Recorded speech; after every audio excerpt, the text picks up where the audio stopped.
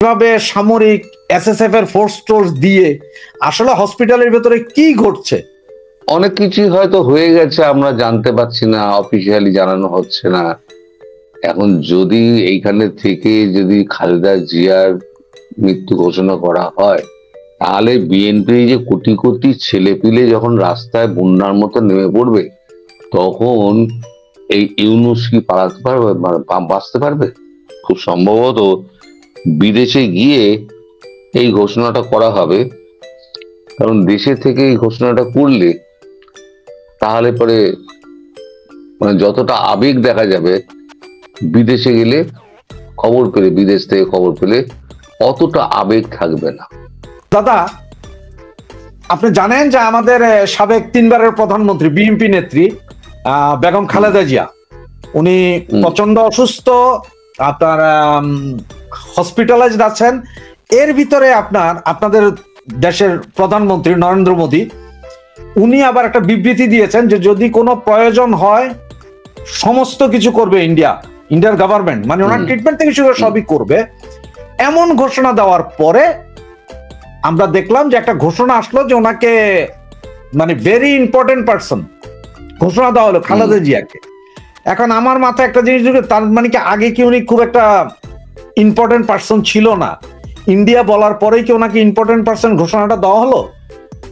আওয়ামী লীগ এবং বিএনপি দুটোই তো বড় দল। আওয়ামী লীগের যেমন লক্ষ লক্ষ কোটি কোটি সৈনিক আছে, বিএনপিরও আছে। খালেদা জিয়া সম্পর্কে ভারতের মনোভাব যাই হোক না কেন, ভারত তো শত্রু হিসেবে দেখে না, কোনো ব্যক্তিকে শত্রু হিসেবে দেখে না, দেশকে দেখে। দেশ শত্রু হয়ে গেছে না দেশ মিত্র আছে। আর ওনারা এখন ক্ষমতাতে নেই। কবে কি হয়েছিল 2004 সালে, সেটা এখন ধরে রেখে তো ভারত চলবে না। আমরা জানতাম যে ওনাকে আজকেই আপনার কাতার থেকে একটা বিমান আসার কথা ছিল, এয়ার অ্যাম্বুলেন্স ওনাকে নিয়ে যাওয়ার কথা, কিন্তু একটু আগে যে নিউজটা পেলাম আমাদের চ্যানেল 24 বলছে কাতারের এয়ার অ্যাম্বুলেন্স কারিগরি ত্রুটি, দেরি হতে পারে খালেদা জিয়ার লন্ডন যাত্রা। হঠাৎ করে আজকে 3টায় নেওয়ার কথা ছিল আর কি, কিন্তু আজকে রাতের 3টায়, ভোর রাত 3টায় এখন বলতে কারিগরি ত্রুটি। আবার এদিকে আমরা যতটুকু খবর পেয়েছি, একটা জিনিস আমি আসলে আমার মাথায় কিছু ঢুকছে না, ওনাকে নেওয়া হবে বিদেশে ট্রিটমেন্টের জন্য, এদিকে আবার ওনার ছেলে মানে তারেক রহমানের স্ত্রী এবং ওনার যে মেয়ে, ওরা বাংলাদেশ যাচ্ছে। তাহলে ওরা বাংলাদেশ যাবে, ওনাকে বিদেশ নিয়ে আসবে, এটা কেমন একটা গোলমেলে মনে হচ্ছে না? নাকি আসলে এগুলো সবগুলো নাটকের একটা অংশ? না না, ইউনূস সাহেবের সব কোন নাটকই তো, আর তো কোনো প্লটই আর কি ঠিকঠাক হচ্ছে না। কারণ উনি এখন প্রচন্ড ভয় পেয়ে আছেন, ভয় পেয়ে উল্টো পাল্টা যা পারছেন বকছেন। আমি একটা ভিডিও বলেছিলাম, উল্টো পাল্টা যা পারছেন ভাঁড় বকে যাচ্ছেন, আর যত উল্টো পাল্টা সিদ্ধান্ত নিচ্ছেন। তো এটাও একটা ঘুরিয়ে দেওয়ার ব্যাপার তো একটা রয়েছে।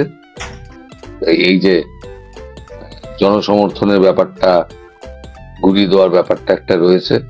এখন যদি এইখানে থেকে যদি খালেদা জিয়ার মৃত্যু ঘোষণা করা হয়, হঠাৎ নিরাপত্তা বাড়ানো হলো কেন? কেউ যদি মাছিও যদি গলে গিয়ে খবরটা নিয়ে আসে, বা একটা ছবি তুলে ভিডিও তুলে নিয়ে আসে, পাবলিক করে দেয়, এখন সোশ্যাল প্ল্যাটফর্মে এই ছেড়ে দেয়, আর সোশ্যাল মিডিয়া এখন এত স্ট্রং যে মুহূর্তের মধ্যে সেটা একেবারে বোমবাস্টিং হয়ে আছড়ে পড়বে।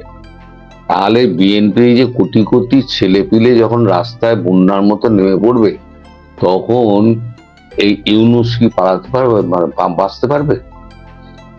ও নিজে এখন খুব শঙ্কার মধ্যে রয়েছে যে যে কোনো সময় ওর প্রাণহানি হতে পারে।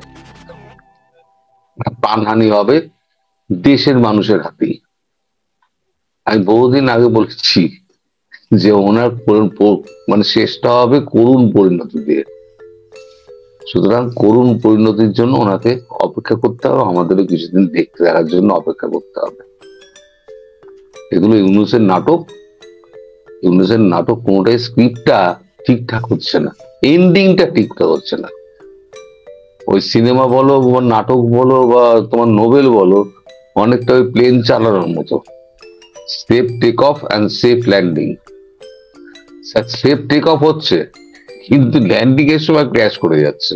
সাবেক সেনা কর্মকর্তা উনি পাবলিক স্পেসে এসে বক্তৃতা দিচ্ছিল যে সেভেন সিস্টারকে যতক্ষণ পর্যন্ত না আমরা ভাঙতে পারবো ততক্ষণ পর্যন্ত আমাদের দেশের শান্তি নেই, আমাদের দেশের মুক্তি নেই। তো এগুলো জানার পরও আসলে গভর্নমেন্ট, ইন্ডিয়ান গভর্নমেন্ট কি কোনো রিয়াকশনই দেখাচ্ছে না? এটা কারণটা বুঝতে পারছি না, কারণ রিয়াকশন না দেখানো তো এটা একটা ক্ষতির বিষয়। কোনো কিছু ঘটার আগে যেমন গুমুট হয়ে যায় ওই রকম মনে হচ্ছে আমার কাছে। আপনার কি মনে হয়? আপনার বাড়ির বাইরে এসে একটা পাগল চিৎকার চেঁচামেচি করে আপনাকে গালাগাল দিচ্ছে, আপনি কি করবেন? একটা মানসিক রুগী, সেই যদি এসে গালাগাল টালাগাল দেয়, আপনি বড় তাকে হুট হুট হুট হুট হুট করে হাঁটিয়ে দেবেন, আর পুরো উপেক্ষা করবেন, জানলা দরজা বন্ধ করে দেবেন। কারণ আশেপাশের লোকও জানে এই লোকটা হচ্ছে পাগল, যা বলছে উল্টো পাল্টা বলছে। ফলে এর কথা কে শুনবে? আর আমি তো আমার ভিডিওতে বলেছি, ওই খতনার পর যেটুকু থাকে ওই অংশটা যেন জমা রেখে আসে, একবার চেষ্টা করে দেখুক। ওখানে থেকে বাজার গরম করে, মাইক গরম করে, আর হল গরম করে কি হবে? যতক্ষণ না পর্যন্ত তুমি বর্ডারে আসছো, তো হাঁটু কাঁপে, সব কটা হাঁটতে পারে না আমার মতো। আমি যেমন মানে হাঁটু আমার জোর কমে গেছে বয়সের সঙ্গে সঙ্গে, যেটা হয় ওদের হচ্ছে সেই অবস্থায় ঠেলা মারলে পড়ে যাবে, আমিও যেমন পড়ে যাবো। সে তারা বলছে 3 দিনে কলকাতা না 4 দিনে কলকাতা জয় করে ফেলবে। এখন বলছে সেভেন সিস্টার না জয় করলে, 7টা রাজ্য না করতে পারলে আমাদের শান্তি নেই, না বাংলাদেশ শান্তিতে থাকতে পারবে না। শালা তোরাই হচ্ছিস বাংলাদেশের আসল অশান্তির কারণ। তোদেরকে না তাড়াতে পারলে বাংলাদেশ কোনোদিন শান্ত হবে না। তার জন্য ভারতবর্ষ যা যা করার সেটাই করবে, এখন শুধু অপেক্ষা কথা।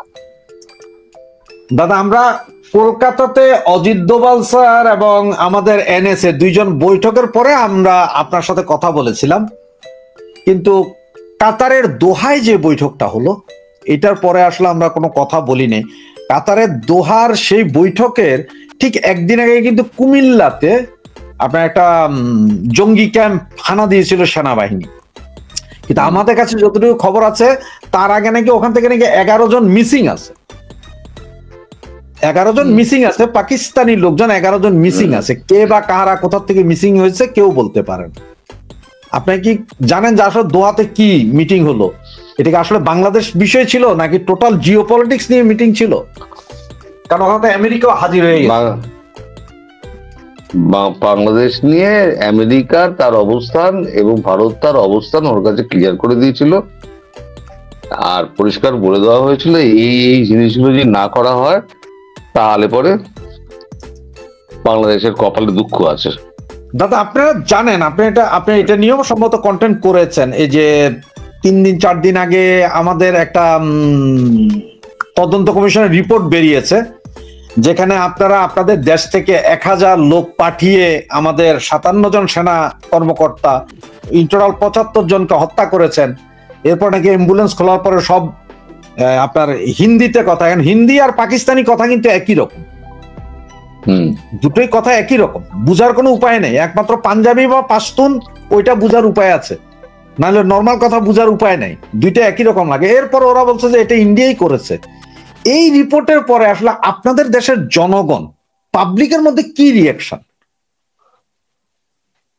পাবলিক হো করে হাসছে, বলে ওইটা কি দেশ? তা ও দেশের সেনাবাহিনী, গোয়েন্দা বাহিনী, এই যে বিডিআর রয়েছে, তারপর এসএসএফ রয়েছে, তারপর আরো কি কি সমস্ত রয়েছে, আইএন ফাইএন, ওই সমস্ত কি সমস্ত অর্গানাইজেশন রয়েছে, তারা কি নাক সর্ষের তেল দিয়ে ঘুমায়? 1000 লোক পেরিয়ে চলে গেল, গিয়ে বিডিআর বিদ্রোহ করে দিল, দিয়ে এতজন সেনা অফিসারকে মেরে দিল, মেরে আবার নিরাপদে ফিরে এলো, একজনকেও ধরে মারতে পারলো না। এই কিরাম দেশ, তার কি সেনা, তার কি গোয়েন্দা দপ্তর? আমি তো এটা ভেবেই তো আমার হাসি পায়। আসলে ভারতবর্ষের মানুষ না অত বোকা না, ভারতবর্ষের মানুষ অত্যন্ত বুদ্ধিমান এবং ম্যাক্সিমাম হচ্ছে গিয়ে তোমার শিক্ষিত মানুষ, যারা এই মস্তিষ্ক দিয়ে ভাবে।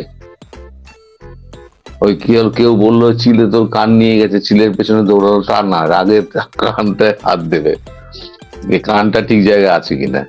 এগুলো রটিয়ে নিজের দেশের মানুষকে নিচু করছে আর পৃথিবীর সামনে নিচু করছে, আর কিছু না।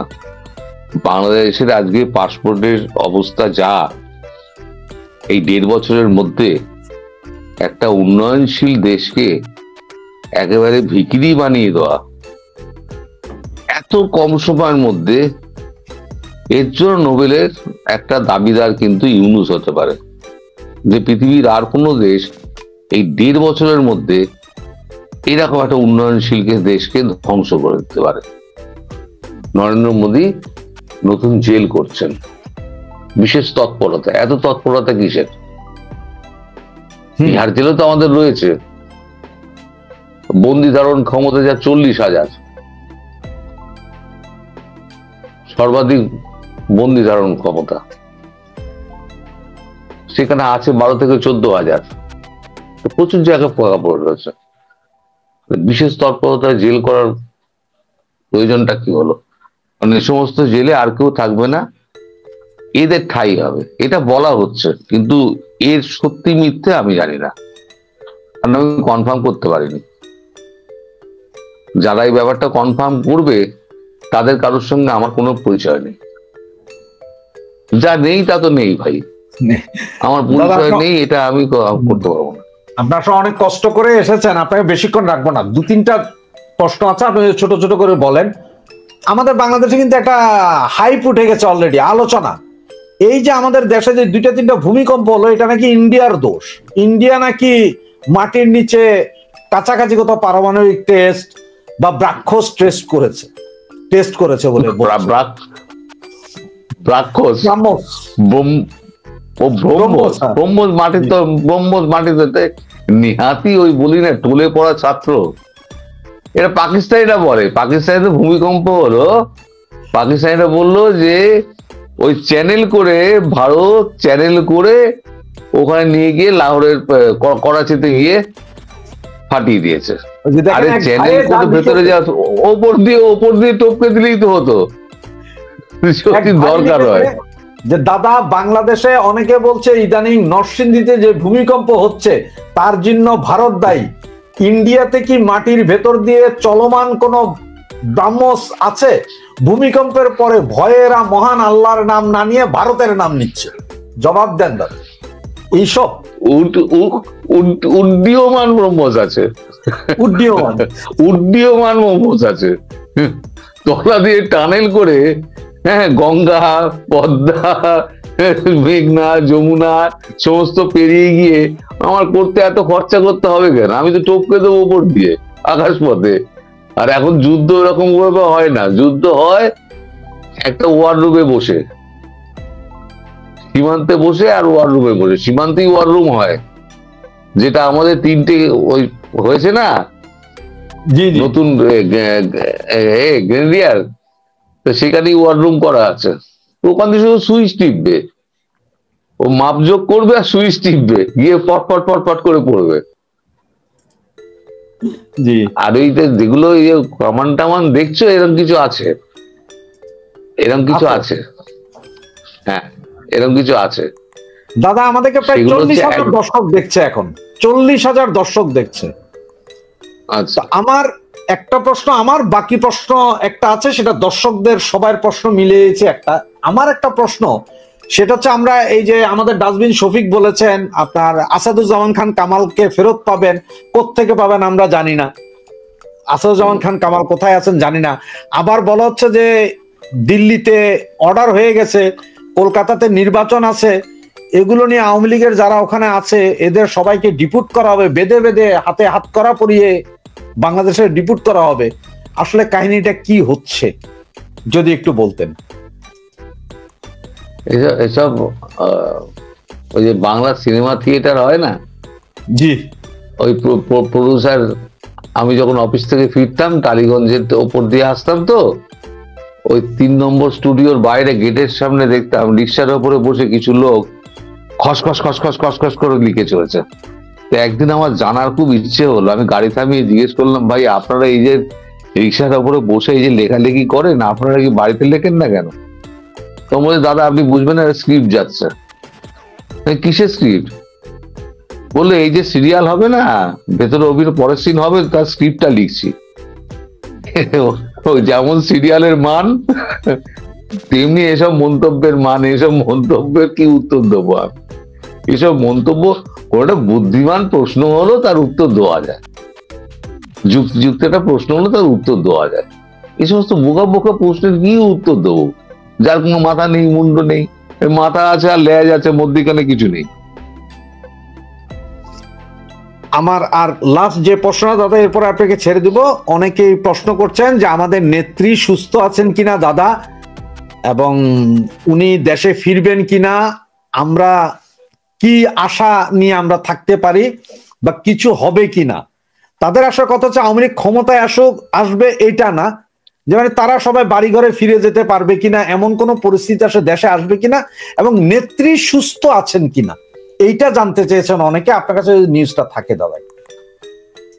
আমি যতদূর জানি উনি খুব সুস্থ আছেন, মানসিক দিকে খুব চাঙ্গা আছেন, এবং এখন 2-4 দিন উনি এখন চুপচাপ থাকবেন।